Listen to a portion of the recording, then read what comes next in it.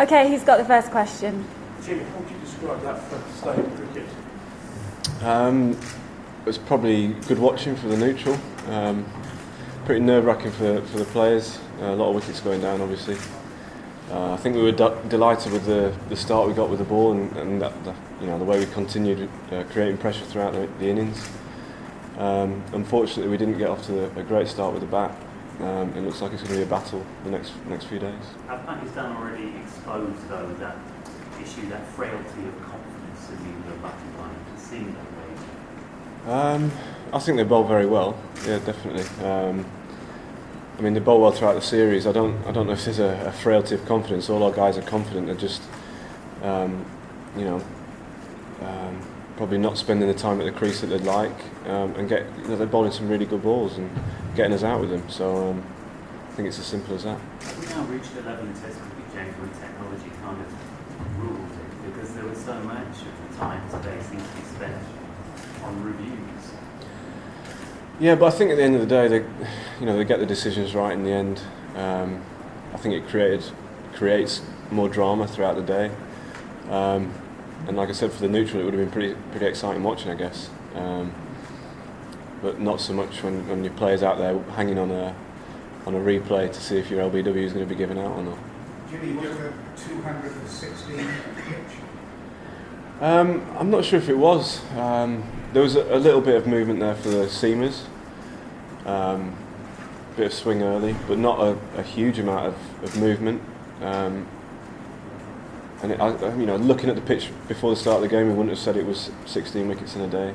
Can you explain why 16 wickets? I mean, is it a combination of technology and people's change balance because of that? I couldn't tell you that. I don't know the answer to that. I thought both teams bowled very well. I thought me and Stuart bowled nicely up front in our innings.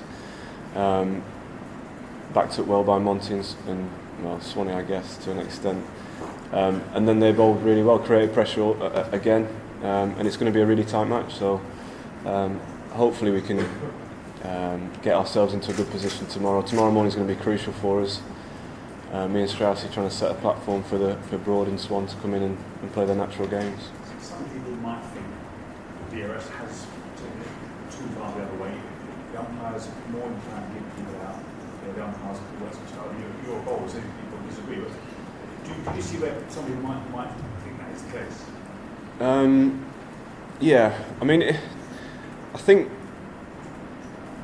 it does get more decisions right, but from a bowler's point of view, it can be frustrating. Like today, I had an LBW that on Hawkeye looked exactly the same, two identical balls. One was out, one was not out. So it can be quite frustrating in that respect. But I think at the end of the day, it's good. It's part of the game, and we've just got to deal with it. How much of a conversation piece has it been addressing about perhaps just changing the batsmen, changing the way they played it to counteract DRS? We don't think too much about DRS. I don't think you can change the way you play because of DRS. I think it.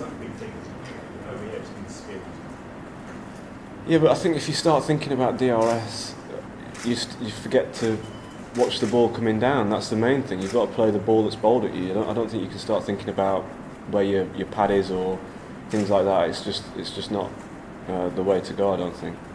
Is there a feeling with a couple of dismissals, like Ian Bell's ricochet off the gloves, that today was a little bit of an unlucky day for the batsmen in the England judgment? Jonathan Trott could have reviewed his if it was Yeah, but that's Test cricket. You have days where things don't quite go your way. You have series where things don't quite go your way, and then you have other series where you get dropped 4 times and get 100. So it's just swings and roundabouts and part of the game that we've got to deal with. Jimmy, you made the decision to come as night watchman today. Did that surprise you a bit? Well, it surprised me that you think I was in Night Watchman and not getting promoted. But I think the way Brody and Swanee play, I think it was the right decision to keep them in the tent for tomorrow. Hopefully, like I say, me and Strauss can get us off to a reasonable start in the morning and let them play their natural attacking games when they need to. What would you take as a reasonable start? for me, getting through the first ball and the first over would be a start. I think I've got to hang around as much as I can and play for Straussy. He's obviously batted a while on that pitch and he's used to the pace of it and things, so he can maybe score a bit more freely tomorrow.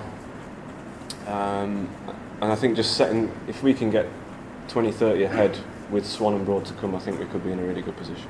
Just a quick word as well on the partnership with you and Broad. You've got us both together for a little while now, occasionally this kind of thing, but it seems to be at its best at the moment. Yeah, we enjoy bowling in tandem. I think we work well together. I think we complement each other quite well, and we talk a lot about the game. And he always feels at mid off for me, or mid on, and we chat a lot about the game. I think it works really well, and we know when to dovetail, and we know when he's attacking, I'll defend, and I think we do that really well. Great, thank you. Thanks very much. Thanks. Thanks a lot.